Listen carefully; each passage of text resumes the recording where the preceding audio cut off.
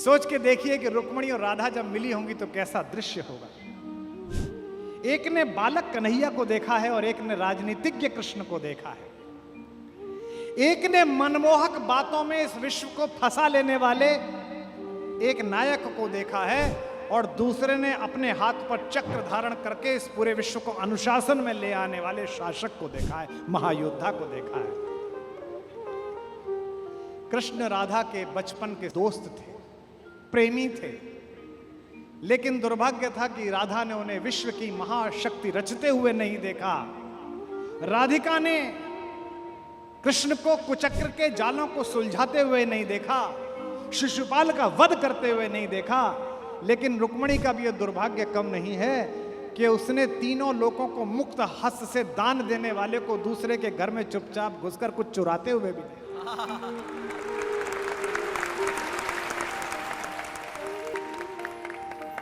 पहले ही दिन राधा से प्रेम का जो प्रदर्शन प्रभु ने किया है, बरसाने से एक 12 साल की लड़की खेलने के लिए पहली बार गोकुल आई सहेलियों के साथ। इसे कहते हैं लव एट फर्स्ट साइट। पहली बार कृष्ण राधा को देखा, पहली बार। और राधा भी राधा ही है, कन्हैया कन्हैया है तो राधा भी तो राधा ही है। हजारों रतियां इकट्ठी कर दी जाएं तो भी ठकुरानी के पैर की सबसे छोटी उंगली के नाखून के बराबर ना पहुंचेंगे, इतनी सौंदर्य, इतना मीठा। पहला सवाल कृष्ण ने पूछा, बूझत श्याम कौन तू गोरी। पहला सवाल, बूझत श्याम कौन तू गोरी। कृष्ण ने पूछा कि कौन हो तुम, कहां रहती हो, कभी देखा नहीं, कभी ब्रज की तरफ आई नहीं। पहला सवाल, बूझत श्याम कौन तू गोरी, बूझत श्याम कौन तू गोरी। कहां रहत काकी तू बेटी, कितनी पोलाइटनेस से बात करना है। कहां रहत काकी तू बेटी, देखी ना ये कबहू ब्रज खोरी। बूझत श्याम कौन तू गोरी, बूझत श्याम कौन तू गोरी। लेकिन सौंदर्य का भी अपना एटीट्यूड होता है। राधा ने भी पहली बॉल वो फेंकी जिसमें तीनों गिल्लियां उड़ गई। बोले कि हमको क्या मतलब, हम यहाँ आते ही नहीं है। हाँ, लोग बताते रहते हैं कि ये इलाका है, यहाँ एक कोई नंद का लड़का है, बड़ा शैतान, बड़ा चोर, सबका सामान चुराता रहता है। काहे को हम ब्रज तनियावत, खेलत रहत आपनी पौरी। काहे को हम ब्रज तनियावत, खेलत रहत आपनी पौरी। सुनत रहत श्रवणन नंद लाला, सुनत रहत श्रवणन नंद लाला, करत रहत माखन दधि चोरी।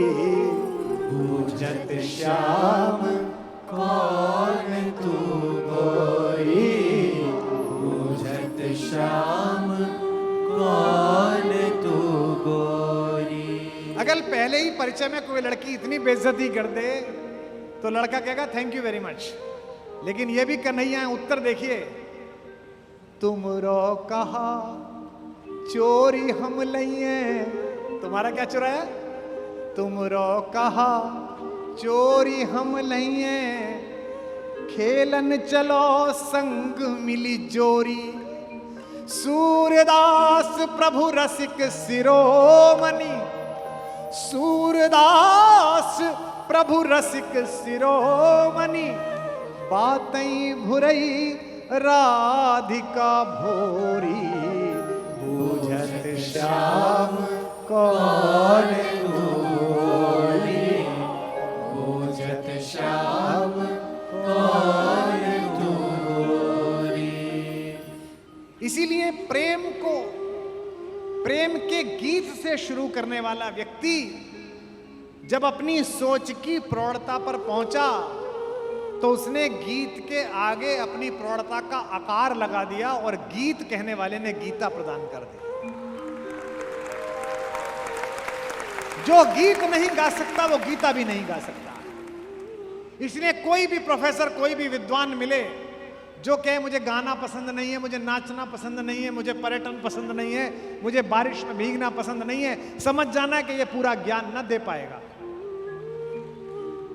क्योंकि जो गीत गा सकता है वही गीता गा सकता है।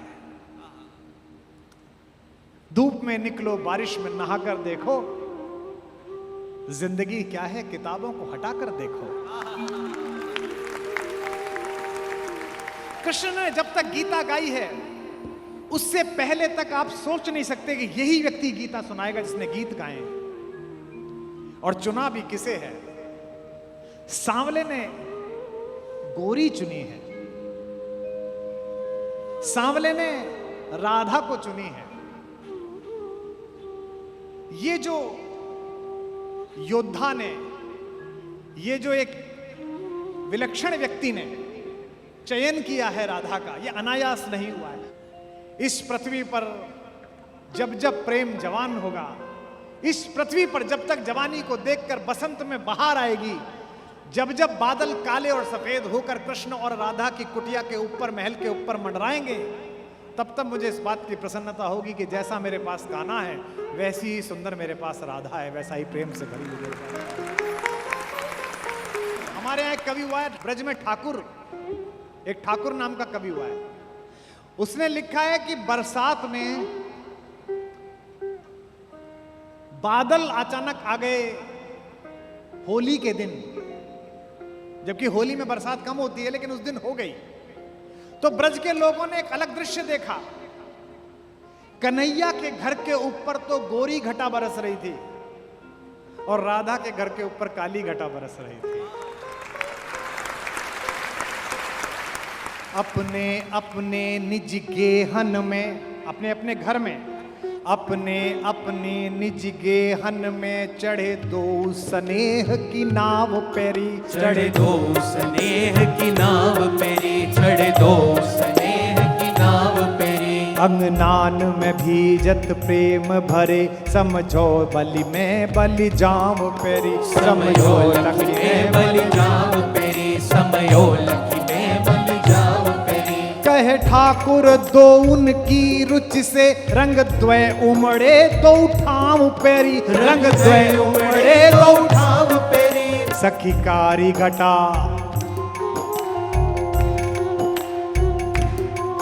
सखी कारी घटा बरसे बरसाने पे, सखी कारी घटा बरसे बरसाने, गोरी घटा नंद गांव पेरी, सखी गोरी घटा नंद गांव पेरी, सखी गोरी घटा नंद गांव पेरी, सखी गोरी घटा नंद गांव पेरी, सखी गोरी घटा नंद गांव पेरी। इसीलिए कृष्ण की कथा का प्रतीक शास्त्र समझाने के लिए बैठा हूं। जितना मुझे समझ में आया, मेरी रुचि कन्हैया के माखन चुराने में, चीर चुराने में, मटकी फोड़ देने में उतनी है जितनी होनी चाहिए। इससे आगे की क्या कथा है? कृष्ण के पूरे बचपन में एक जिद चली है, एक संकट चला है काले होने का। ये पश्चिम हमको सिखा रहा है। 1990 तक जो दक्षिणी अफ्रीका के ऊपर राज्य करता था, ये कह के कि ये काले हैं और हम गोरे हैं, ये पश्चिम हमको सिखा रहा है, जिसने कालों को वोट डालने का अधिकार नहीं दिया था इस शताब्दी में।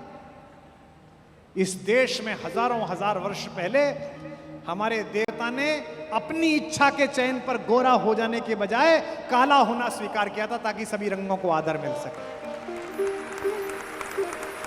चाहता तो मेरा देवता गोरा भी हो सकता था, उसके हाथ में है, उसने सृष्टि बनाई है, गोरा होकर पैदा हो जाता।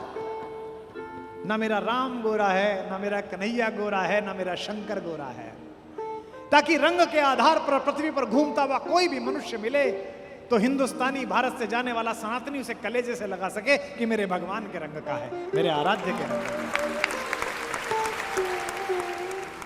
मैंने 10 साल पहले जन्माष्टमी पे व्रत में था मैं, तो मेरी माँ भी पंजीरी बना रही थी। पंजीरी आप जानते हो? पंजीरी जानते हो? हाँ, सरकार में बहुत बंटती है।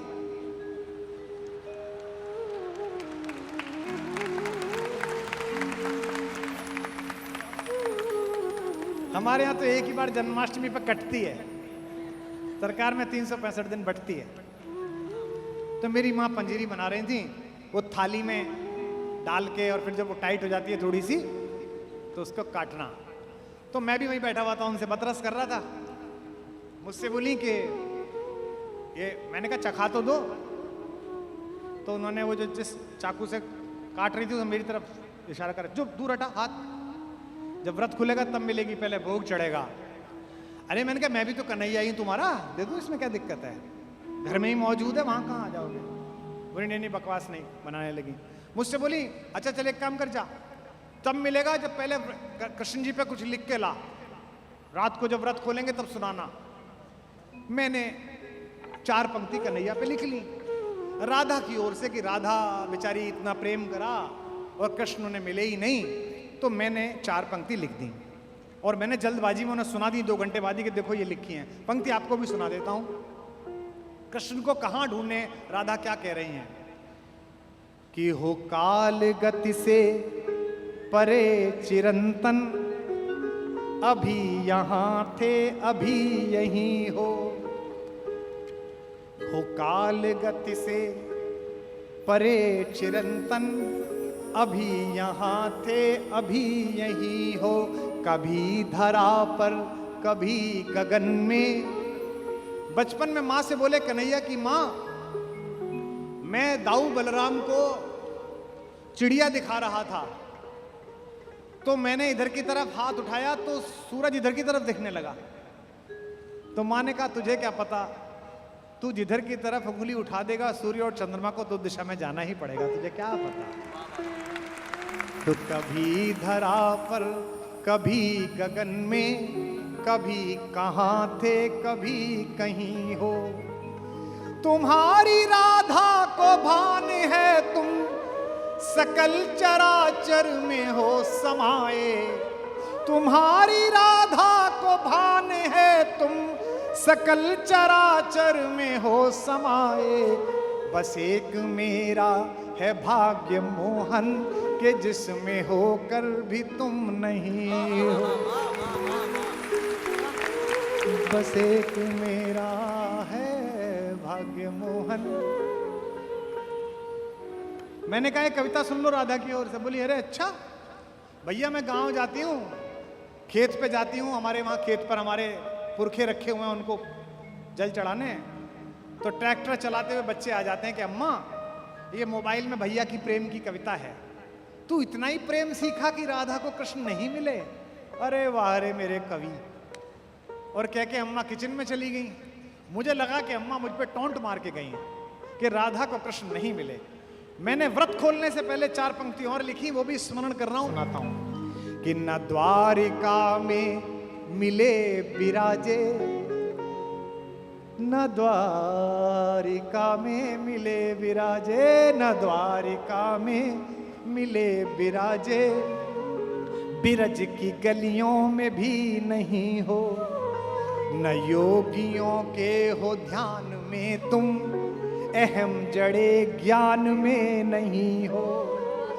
तुम्हें ये जग ढूंढता है कान्हा, मगर इसे ये खबर नहीं है। तुम्हें ये जग ढूंढता है कान्हा, मगर इसे ये खबर नहीं है।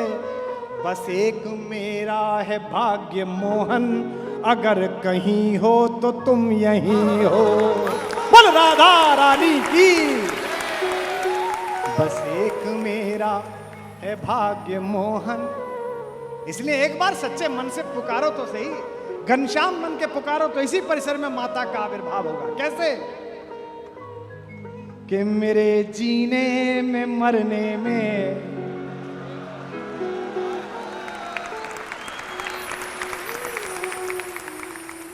तुम्हारा नाम आएगा।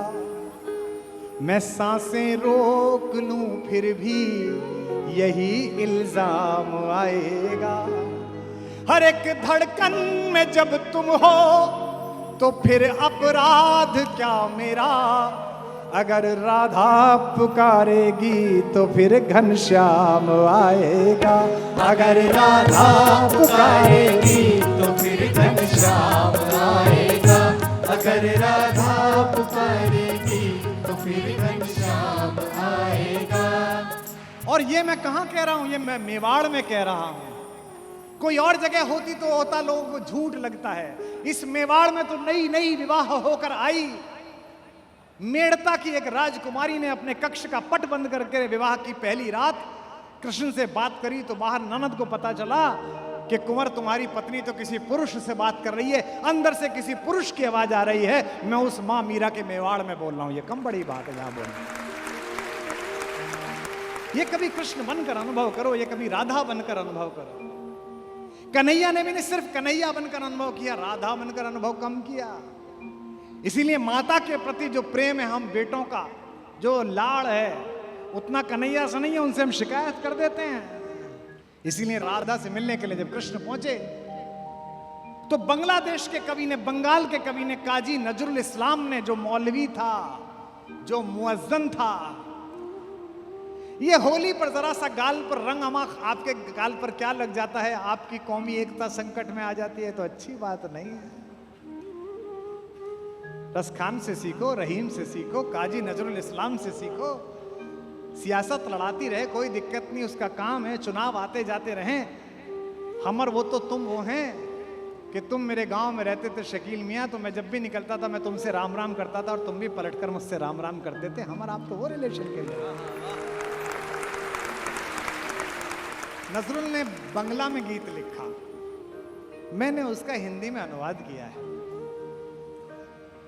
अगर तुम राधा होते श्याम, अगर तुम राधा होते श्याम। महसूस करके देखिए कैसी वेदना है हमारी माँ की। अगर तुम राधा होते श्याम, अगर तुम राधा होते श्याम।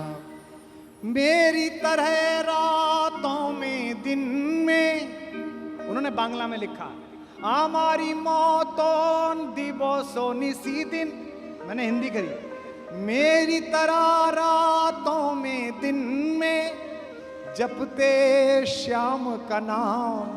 अगर तुम राधा होते श्याम, अगर तुम राधा होते श्याम, अगर तुम राधा होते श्याम। बन फूलों की माल निराली, जो पहने घूम रहे हो, बन फूलों की माल निराली, बन जाती तब नागन काली। कृष्ण प्रेम की भीख मांगने, कृष्ण प्रेम की भीख मांगने आते, लाख जन्म तुम आते आते इस ब्रजधाम। अगर तुम राधा होते श्याम, अगर तुम राधा होते श्याम, अगर तुम राधा होते श्याम। चुपके चुपके चुपके चुपके चुपके चुपके तुमरे हृदय में बसता बंसी वाला। चुपके चुपके तुमरे हृदय में बसता बंसी वाला।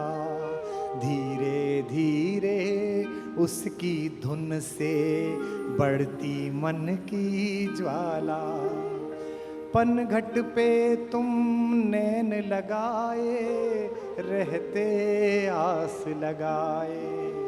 कारे के संग प्रीत लगाकर, कारे के संग प्रीत लगाकर हो जाते बदनाम। अगर तुम राधा होते श्याम, अगर तुम राधा होते श्याम, अगर तुम राधा होते श्याम। 3 चरित्र और अगला सारा समय केवल इन पर।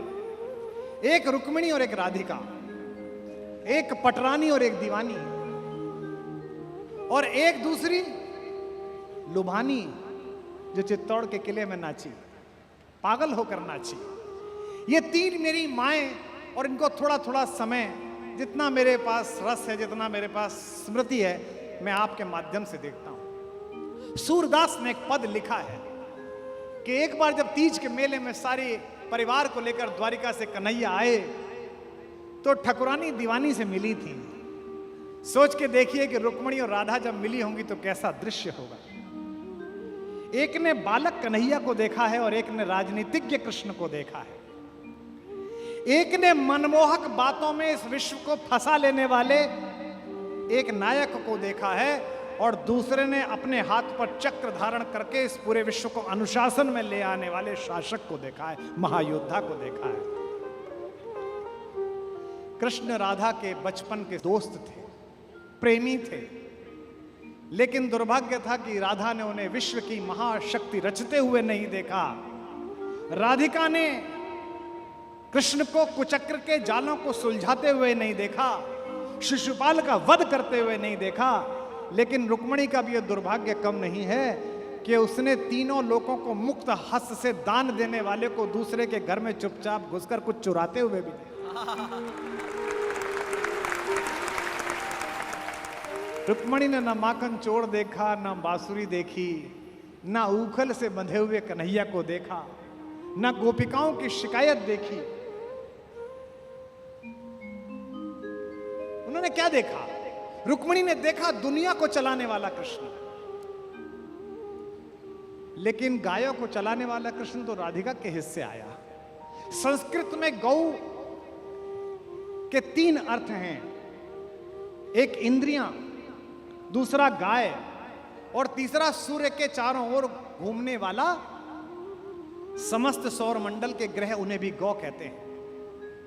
रुक्मिणी बहुत सौभाग्यशाली है कि पटरानी है, लेकिन कैसी पटरानी जिसके हिस्से न बांसुरी आई न माखन आया। जो मैंने कल कहा था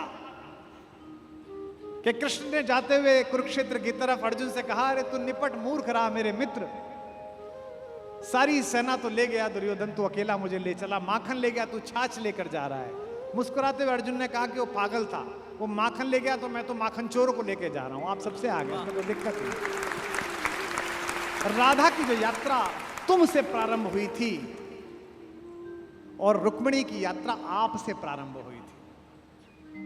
मैं सबसे पहले आपको राधा और रुक्मिणी के संदर्भ में कुछ पंक्तियां सुनाता हूं, और यह भी मेरे हृदय के एक बिछड़े हुए टुकड़े का सृजन है, जिसे ईश्वर ने आयु कम दी लेकिन यश बहुत दिया। देवल ने राधा पर जो लिखा वो मैंने फिर न सुना। उसने राधा और रुक्मिणी के बीच के संवाद को भी लिखा। मैं पहला राधा रानी पर छंद सुना रहा हूं कि राधा ने त्याग का पंथ बुहारा तो पंथ पे फूल बिछा गया कान्हा, तो पंथ पे फूल बिछा गया कान्हा, तो पंथ पे फूल बिछा गया कान्हा।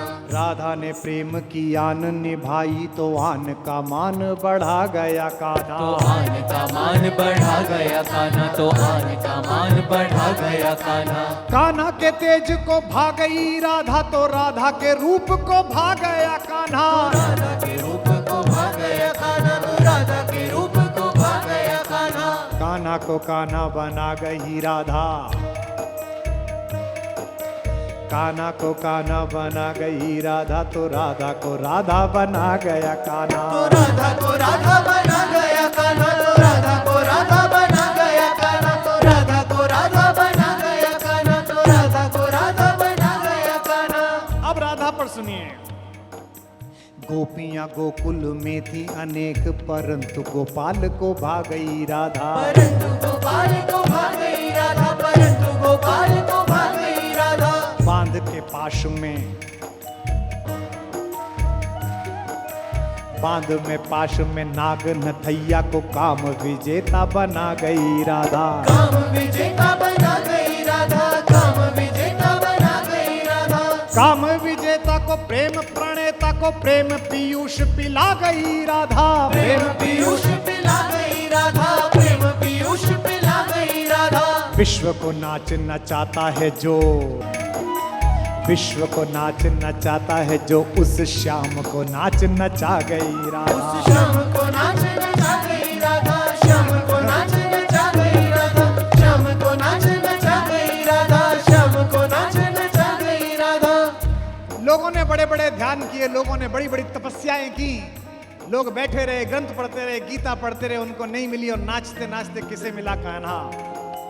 त्यागियों में अनुरागियों में बड़ भागी थी, नाम लिखा गई राधा। बड़ भागी थी, नाम लिखा गई राधा, भागी थी, नाम लिखा गई राधा। रंग में कान्हा के ऐसी रंगी रंग, कान्हा के रंग नहा गई राधा। रंग रंगा गई राधा, कान्हा के रंग रंगा गई राधा। प्रेम है भक्ति से भी बढ़कर, यह बात सभी को सिखा गई राधा। बात सभी को सिखा गई राधा, बात सभी को सिखा गई राधा। संत महंत तो ध्याया किए और माखन चोर को भा गई राधा। माखन चोर को भा गई राधा, माखन चोर को भा गई राधा, माखन चोर को भा गई राधा, माखन चोर को भा गई राधा।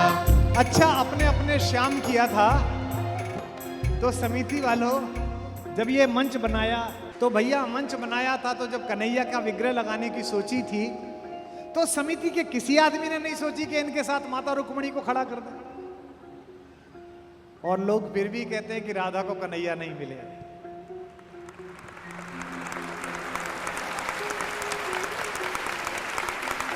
के ब्याही न श्याम के संग न द्वारिका, या मथुरा मिथिला गई राधा। या मथुरा मिथिला गई राधा, या मथुरा मिथिला गई राधा। ब्याही न श्याम के संग न द्वारिका, या मथुरा मिथिला गई राधा। या मथुरा मिथिला गई राधा, या मथुरा मिथिला गई राधा। पाई न रुक्मणी साधन वैभव,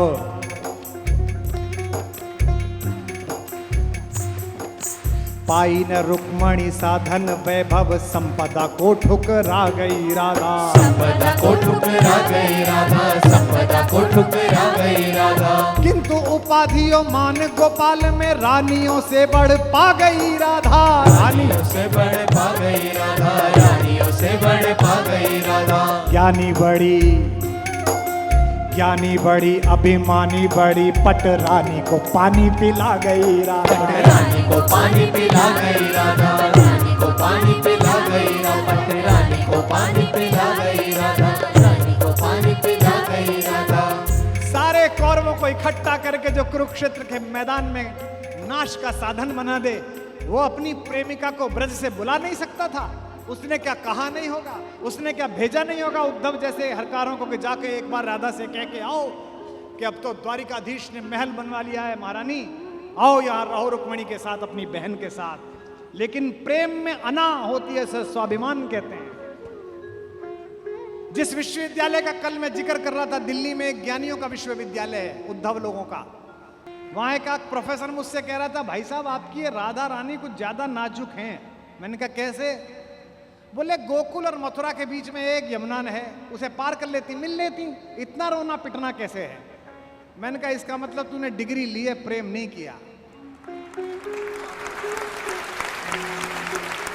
के हार के श्याम को जीत गई, अनुराग का अर्थ बता गई राधा। अनुराग का अर्थ बता गई राधा, अनुराग का अर्थ बता गई राधा। पीर पे पीर सही पर प्रेम को शाश्वत कीर्ति जगा गई राधा। शाश्वत कीर्ति दिला गई राधा, शाश्वत कीर्ति दिला गई राधा। कान्हा को पा सकती थी प्रिया,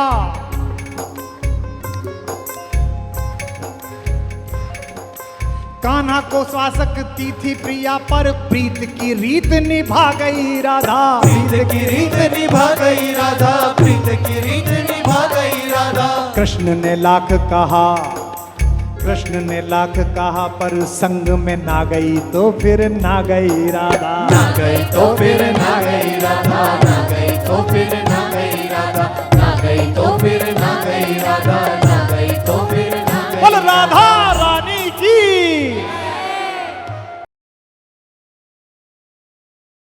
शांति ऐसे नहीं आती। शांति नहीं तब तक जब तक सुख भाग न नर का सम हो, नहीं किसी को बहुत अधिक हो, नहीं किसी को कम हो। ये कहा अर्जुन ने, लेकिन युधिष्ठिर ने नहीं मानी, बड़े भैया ने नहीं मानी। ये जो बड़े भैया लोग होते हैं बड़े शांतिपूर्ण होते हैं। शांति शांति शांति। हर घर में कुछ युधिष्ठिरों की आवश्यकता भी है, लेकिन हर घर में ऐसे लोगों की आवश्यकता है कि अगर कोई निर्लज्ज कुलवधू के आंचल पर हाथ डालने की कोशिश करे तो वो बिना बड़े भैया से पूछे अपना गांडीव उठा ले और अपनी गदा उठा ले। ऐसे लोगों की आवश्यकता है।